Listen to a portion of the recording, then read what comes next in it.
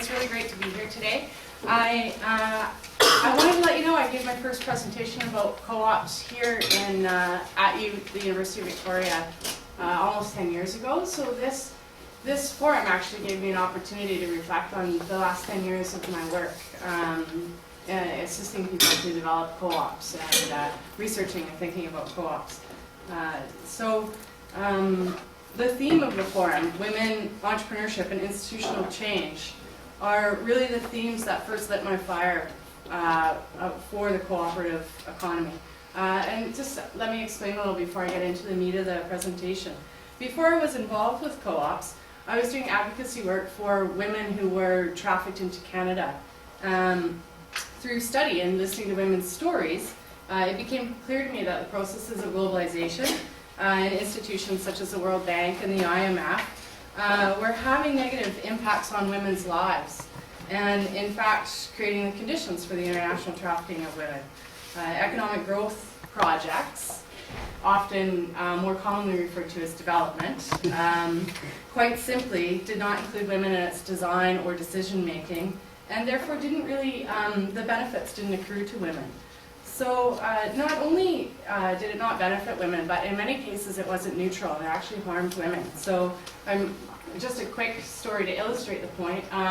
You're familiar with the Green Revolution, right? So I worked in the co-op sector in the Philippines, and folks told me there about their experience with the Green Revolution. It was pesticides and high-yield variety rice was introduced. And the pesticides actually killed the milkfish and frogs that people, ate, farmers and families ate, right? So this didn't show up in the gross domestic product or stuff like that. So anyways, without getting too much into, processes of globalization and structural adjustments, suffice it to say, women really weren't benefiting, and their conditions were created for trafficking of women into Canada. So just briefly, you'll bear with me for a sec, it'll come around to co-ops. So I just want to tell you briefly, women are trafficked into forced labor, and you'll probably be shocked to find out, as I was, it's a 7 to 10 billion, the UN estimates $7 to $10 billion annually, right? It's actually one of the most lucrative industries in the world, one of the most profitable industries in the world. It is the second most lucrative crime in the world. The first is guns, and trafficking in women is tied with drugs. Yeah, so the U.S. Special Secretary on, I have to actually refer to my notes, hold on a sec.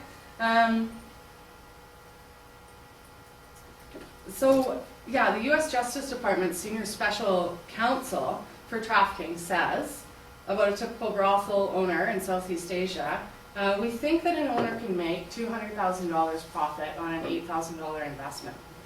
It's huge, gigantic profits, right? So for me, women who are trafficked into forced labor are really on the front lines of the women's lib movement. So there's nothing else that comes closer to slavery in my mind than trafficking for the purpose of forced labor. Women activists and those who have been trafficked said to me, Nicole, it's not your role to speak on our behalf. We can speak for ourselves. It's your responsibility, it's your role to take responsibility for the policies of your government and the actions of your government through international institutions like the IMF and the World Bank.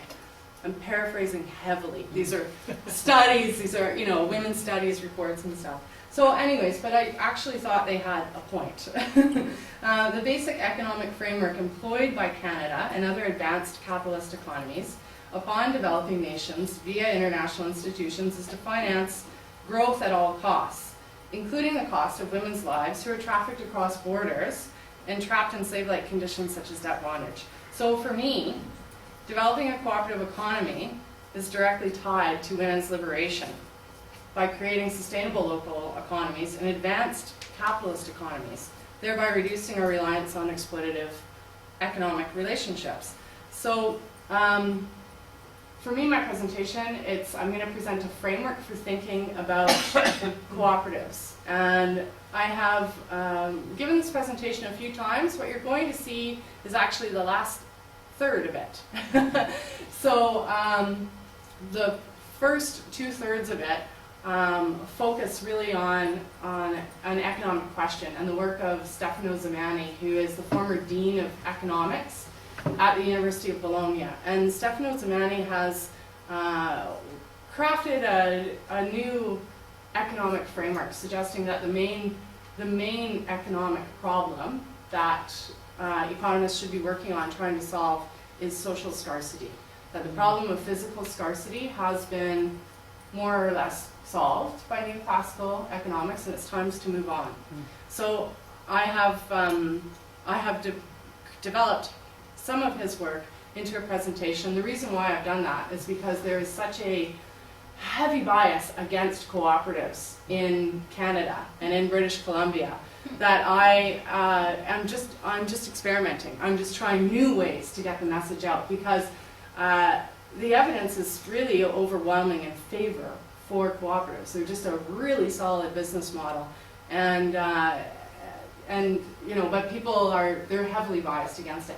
So I have developed a presentation trying to give people a framework for thinking about why we need cooperatives, and I'm going to present the last third of that. So Stefano Zamani gave me cooperatives solve the three problems of inequality, democracy, and lack of quality. And that's it.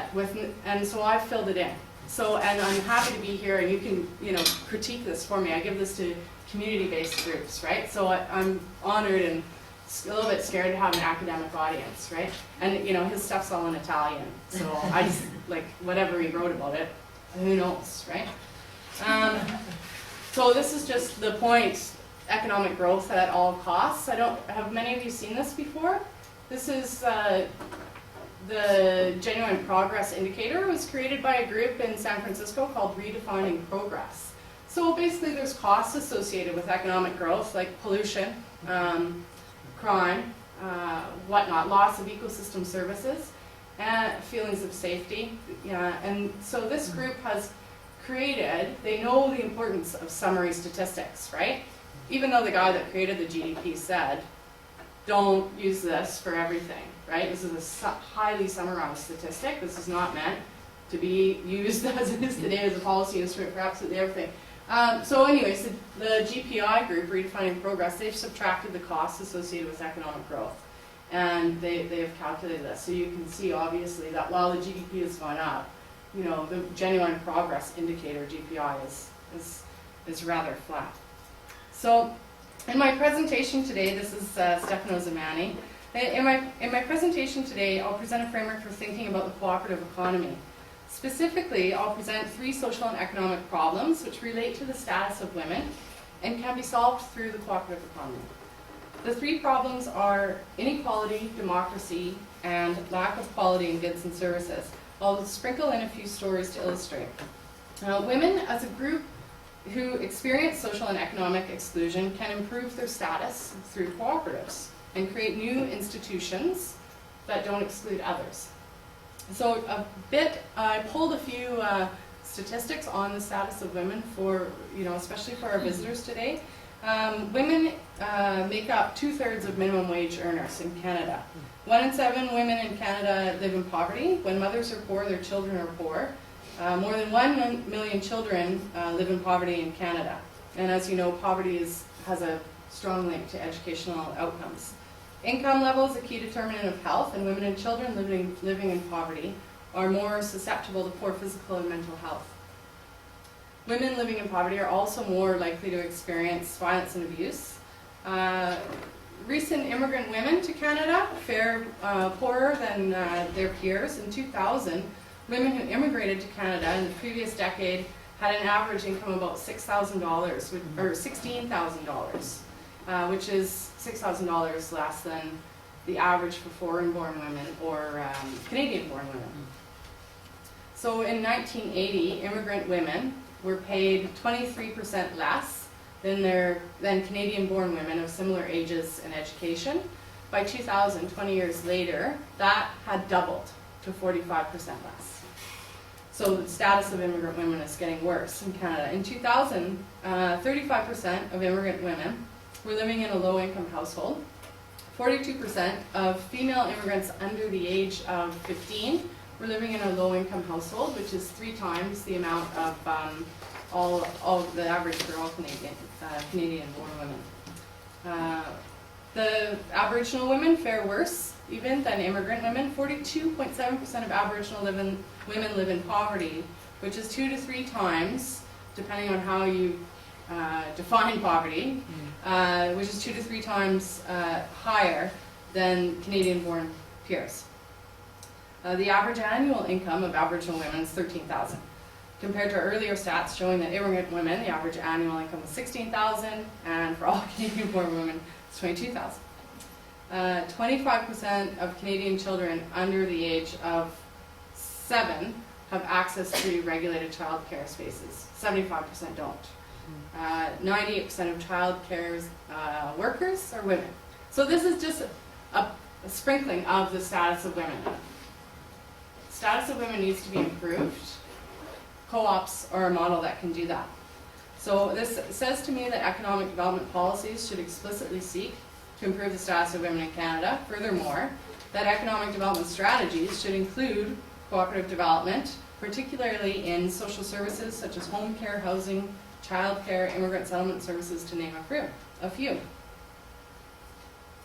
It's not only women who experience exclusion should get excited about the co-op model, but also women who experience privileges of race or sexuality, who are concerned about the status of others and wish to enjoy their privileges, but not at the expense of others. Before I can present my framework, although I'm happy because your presentation was a really good case study, so I don't have to do too much of this, but before I present the framework for thinking about why we need cooperatives, I just need to answer what is a co-op, although I think most of you are quite familiar with it. So there are essentially 3 distinguishing features of co-ops. So one, they are by definition democratic. It's 1 member, 1 vote, as opposed to a corporation where you vote your share. So that is, so in a co-op, if you invest $10,000 or $100, regardless, it's 1 member, 1 vote. The second characteristic, which is, I've learned, is more difficult for people to wrap their heads around, particularly in the nonprofit and charitable sectors in Canada, is that the users, the members of the co-op are the users of the service. This is very hard for lots of people to understand in Canada, where there's such a strong culture of charity towards the poor. And it's a barrier to co-op development, because when you self-organize as a group and then you go ahead for funding and you're going to benefit from that funding, it really makes funders uneasy to know. And so the idea of people getting together and lifting themselves out of poverty, funders are happier if there's a broker. It just makes people uneasy. They feel like it's a conflict of interest. So the second characteristic, members of the co-op are users of the service, stands in stark contrast to nonprofit societies, where the users of the service are clients, and the members of the society are philanthropists or volunteers who are motivated to improve the lot of others. So when you combine these 2 characteristics of democracy and user-driven, you have agency. The people who are affected by the problem are the same people who own and govern the solution to the problem. Or the people who use the service are the same people who own the service. In Canada, we have a strong tradition of consumer co-ops. For example, our credit unions. In a credit union, the customer is one of several thousand member owners. Simply, a co-op is a business that is democratically governed and owned by the user members. The third distinguishing feature of a co-op is a result of the first 2 characteristics and really speaks to the heart of cooperatives. The purpose of a co-op is to provide service to its members. The purpose of a corporation is to provide profit to owners, and the purpose of a society is to provide service to others.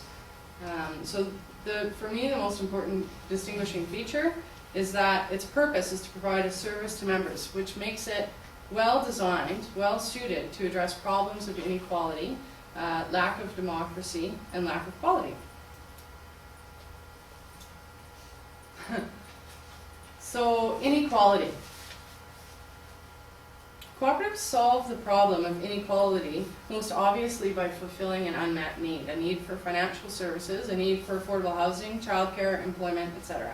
When individuals acting alone cannot overcome experiences of inequality, such as a need for affordable housing, they have the option of working together, pooling their resources, and fulfilling their unmet need through a co-op model. Most credit unions in Canada were started by a group of people sitting around a kitchen table pooling their money. Van City was started that way. Van City Savings Credit Union is a source of pride and high-risk capital investment in the community-based sector in the Lower Mainland and Victoria. In the 1940s, if you lived east of Maine in Vancouver, you couldn't get a loan anywhere. In the 1940s, if you lived east of Maine, you were probably working class, right? So in 1946, 6 people got together, chucked in 23 bucks, okay? That's how Van City was started. So in sum, the members of Van City have lowered income inequality by ensuring that the residents east of Maine had access to financial services. It introduced qualities to the masses, such as lending to women, low interest loans, and has increased democracy in the Lower Mainland because it's governed by the users. The second problem that co-ops solve is a lack of democracy in society, in workplaces and institutions, and in homes. Levi Sampson, who is the president of Harmac Mill, Harmac, for those of you that don't know, it's an hour and a half north of here. It was bought out by the workers just over a year ago. And in that year and a half, they've actually, I mean, that alone is a case study of remarkable transformation and solving democracy, inequality, and lack of quality. They, since the workers bought it, they have lowered their cost $100 per ton for producing pulp. The selling price for pulp is $700 a ton. This is a giant innovation, right? They've signed an 11-year contract with labor, right? The worker owners signed an 11-year contract with themselves, unprecedented in the forestry industry. So they're able, Levi Sampson, when he's selling overseas, he's able to actually take that contract and say, we are going to have no work stoppages for 7 years, so they have higher sales. So anyways, but Levi said to me, he said, the most important thing is always get back to a worker. Even if you don't use his idea, you got to get back to him. Said, if a guy goes out of his way to give you his idea, and you don't get back to him, you'll never get another idea from him. But I thought, that is a pretty sophisticated understanding and intuition about democracy. That's really, really important. So anyways, we aren't very democratic in our day-to-day lives. We won't be democratic if we continue to limit ourselves to the political sphere. Most of our life is spent working. 2/3 of our life is spent in the economic sphere. Democracy wasn't a system invented by the Greeks 2,500 years ago, and it's done. And we just take it. We have to exercise it, right? It's an ideal we need to continue to strive towards. How we make decisions as a group and how we resolve conflict, how we understand equality and freedom has to be continually rethought, retooled, repracticed, reflected upon, and improved into infinity, I suppose. I don't think it'll ever be done, really. But whatever definition or interpretation of democracy that a person or an institution has, it includes 2 principles, for sure, equality and freedom, right? So there are 2 ways that co-ops contribute to this, increase the amount of democracy in our day-to-day lives. The first is that they are a living skills lab where people learn how to be democratic. And the second is that co-ops actually make decisions that increase equality and freedom in the community that they're operating, ever widening the democratic sphere in people's lives. So I want to talk briefly about co-ops as a skills lab for democracy. So the number one reason I hear, or fear of co-ops that I hear, it's kind of like, oh yeah, but I don't know, the meetings, I don't want to participate in the meetings, and somebody's going to be really difficult, I don't know, it's not for me, right? So I'm going to tell you here now, co-ops are pretty hard, actually. They are. And there's growing pains, without a doubt. And cooperative decision-making is difficult, and oftentimes I'm really bored at board meetings and want to be somewhere else. No doubt about that, right? But that is, in fact, the very point. It's only difficult because we haven't had the opportunity to be democratic, and we don't know how to be democratic. If something is easy for you to accomplish, you're not in your learning zone. It is when you feel a little bit uncomfortable and when challenged that that's the signal, hey, I'm about to learn something. So the democratic process presupposes two things, or two things at least, I'm sure. One is respect and trust, that the participants are able to accept and respect each other's views.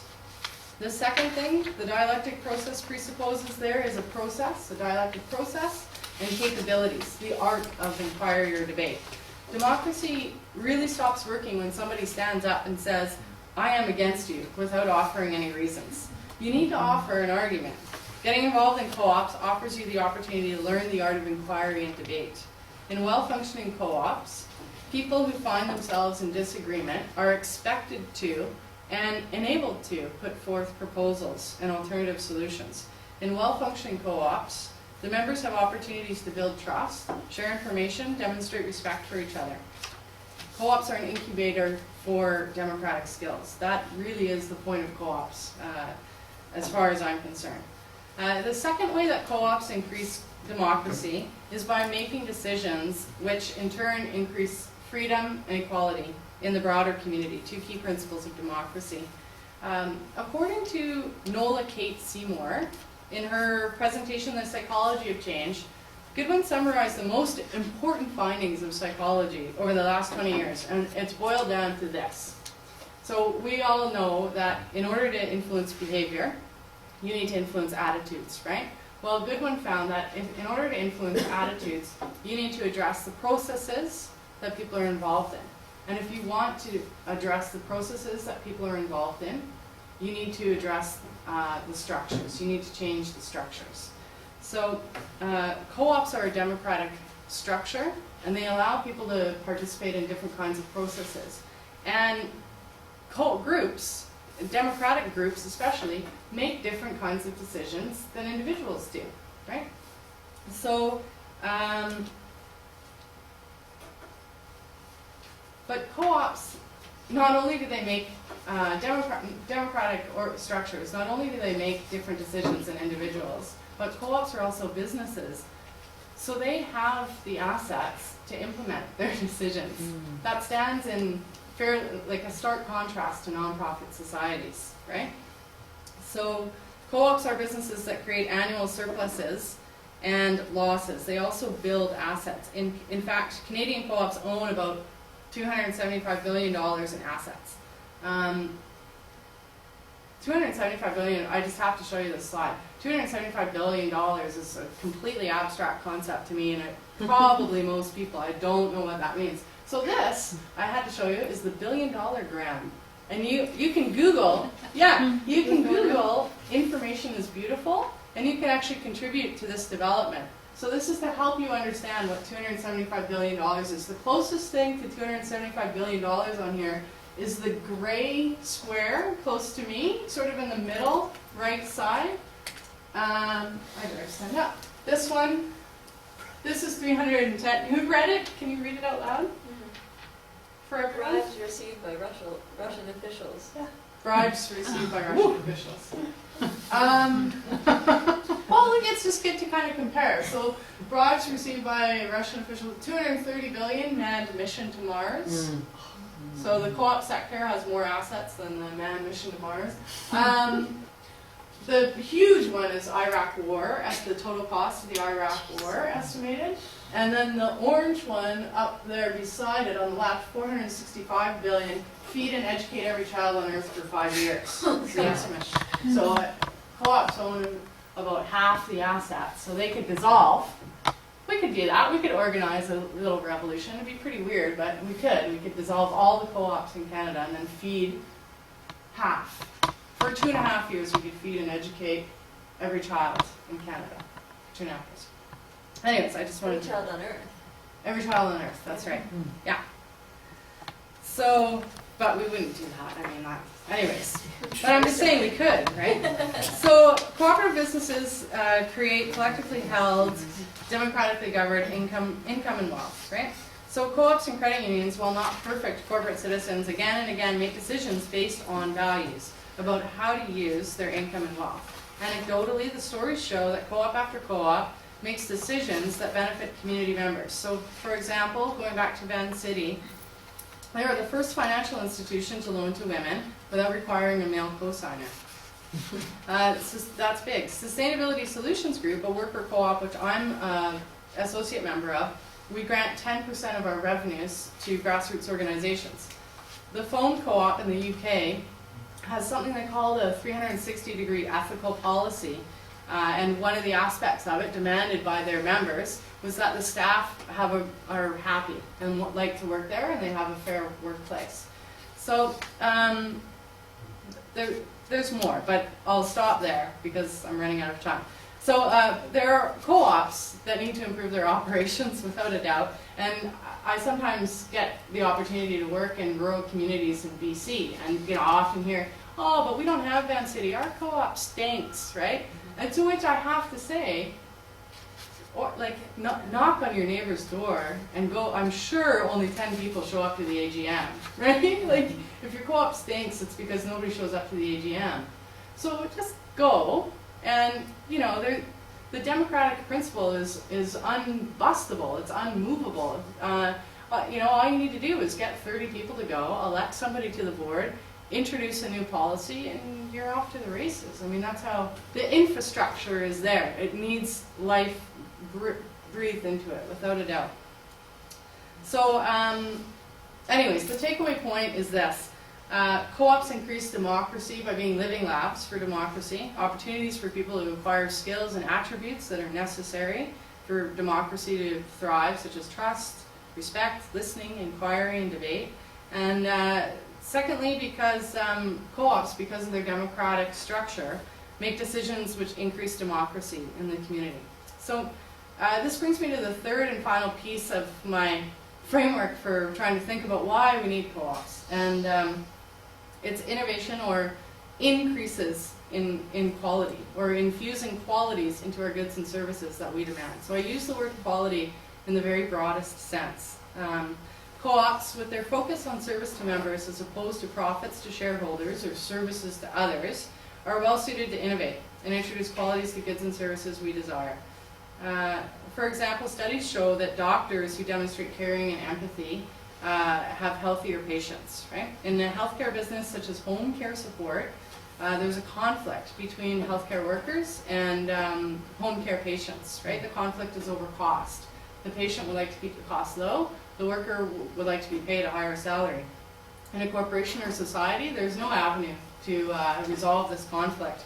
In a society, they might choose, for lack of funding, to not undertake evaluation, and they might not even know the level of satisfaction of their patients. So, however, in a co-op, both the workers and the patients or family members of the patients govern the co-op and are on the board of directors, so the information flows very quickly. The co-ops have much lower transaction and informational costs than other business forms because of that. And so they can raise it as a priority immediately and look into it. And both parties, the patients and the home care workers, have a strong incentive to resolve the conflict because everyone wants to be happy, right? The patient wants a happy home care worker, and the home care worker wants a happy patient. So it's a democratic structure that really enables them to find an acceptable solution and to behave differently and innovate and introduce qualities to home care support, such as respect between patients and caregivers. So that's what I mean about introducing qualities. Okay, so to conclude, I just wanted to briefly tell you there was 2 case studies that I had hoped to be able to share with you. And one is the Multicultural Health Brokers Co-op in Edmonton, and the other is the Afghan Women's Sewing and Crafts Co-op in Burnaby, BC. And these are 2 case studies that show how social innovation happens when the tools are given to people to solve their own problems. So if anyone here is interested in women-centered co-ops or immigrant women-centered co-ops, ask me about it. I've got lots of information. So to conclude, I just want to share with you a few thoughts on how you can support the development of co-ops in your research and your work. The first request is quite simple. Make sure that whenever you introduce a form of business to students, you provide them with information about cooperatives. This is the same request that the co-op sector makes to government agencies that invest in business development. Just let people know that co-ops are an option. The second request is in regards to partnering with co-ops and community-based groups to undertake research. The basic issue with community groups when undertaking research is definitely an issue of power.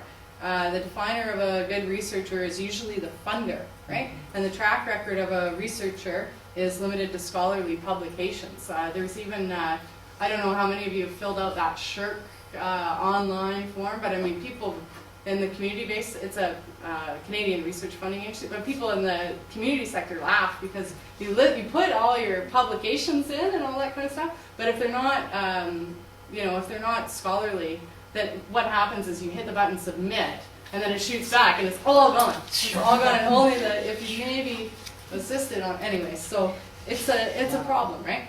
So it's hard to find research dollars. The initiator often of community university research partnerships is often the university. So most often a project is presented and community groups are asked for support. Another problem, and these are systemic problems that you can't really fix, but they have to be raised, right? So projects are usually administered through the university and they receive monies for overhead where community groups don't. So it's just difficult for community-based groups to participate. So there's several things university centers can do to level the playing field. I'm part of an emerging coalition here in town of co-ops, actually, and it's called the South Island Regional Co-op Council, and we approached the Center for Cooperative and Community-Based Economics to partner with us to conduct some research on our behalf that would help get us organized, help reach more co-ops and focus our activities. The center accepted our invitation and assigned a student researcher to conduct research for us. We, the community, defined the overall research question, defined the research methods, the interview questions, we identified the key informants, and we will co-produce the analysis with the center and with the researcher. So this is an excellent example of community-based research. So thank you for your time. We have a couple of minutes for questions. Any questions?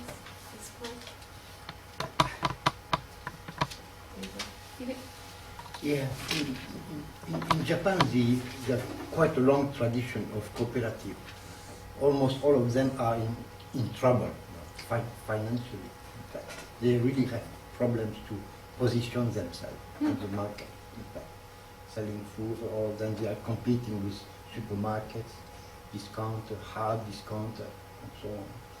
Then they have difficulties, and quite a number of them are in fact shifting from the cooperative form to the incorporation. In fact, Are they consumer food co-ops mostly?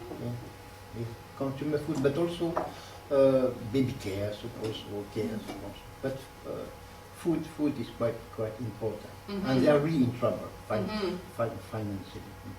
Yeah, the consumer food co-ops here also very stressed with competition from, very, very hard to compete without a doubt. Yeah, I don't honestly know too much about the consumer food co-ops in Canada, but it's one, the financial co-ops have done really well in Canada. So the credit unions, when the financial crisis was blowing up last year, the credit unions were reporting more profits than they had ever. And so I think that is more an indication of the sector, of the food grocery sector, and perhaps my colleagues here could talk more about agribusiness and food processing and how difficult that is than it is a statement about co-op model. And here we have a study out of Quebec that shows cooperative forms of business last twice as long as other forms of business. They've repeated the study twice, and it's the same results. Yeah. However, can I add something? However, with the rise down of interest in local food production or consuming local food and so on, I think we are seeing some differences. There are some very interesting and successful cases, like in Nelson, the co-op grocery store. They're very successful. Safeway or any other grocery store don't want even to go close. They have far and they have to close. So, And I was just going to add to that, referring back to the case of Segat's Club. They are running consumer cooperative, but they're financially very sound in a way that I think what most of the consumer cooperative run into trouble is they turn into a supermarket chain. And that's actually against some of the value that you are expressing here in terms of running a co-op, because you go for the cost, you go for just basically the buy and sell thing. And the members are not linked together in a sense of committing, not just like, they just become a member as a buying kind of group for them. But the Segat's Club model is that they actually, the members are paying a fee every month to actually, it's an investment from them. And it's 1,000 yen, which is probably about $10. It's not a substantial amount, but that amount, that continuous payment, actually finance the operation of the cooperative in a running cost sense. And when the member decide to leave, they can take the whole sum back. It's not something that the cooperatives would take the money and run it. But I mean, that's a side of financial commitment, but it also asks people to think about why they join into the co-op, and are they really involved in supporting the value of the cooperative, which I think a lot of the consumer cooperatives may have drifted into really a sector that's not really originally the spirit of the cooperative. Yeah, I mean, one of the things I think about co-ops exist in every sector. Childcare, housing, financial services, worker co-ops, right? And for me, consumer co-op, when I consume something, it's a very superficial experience, and I don't want it to take up a lot of time in my life, right? But if it's a worker co-op, right, then I spend a lot of time, and it's my productive capacities and it's my creative capacities, so I'm much more passionate about it. So the history, Canada's history of co-ops is definitely, quite strong in the consumer side. We're not very strong in the worker side, and I really do. It makes sense to me in a way. If it's, consuming groceries, I don't want it to take up that much space in my life. I want to keep it kind of manageable, right?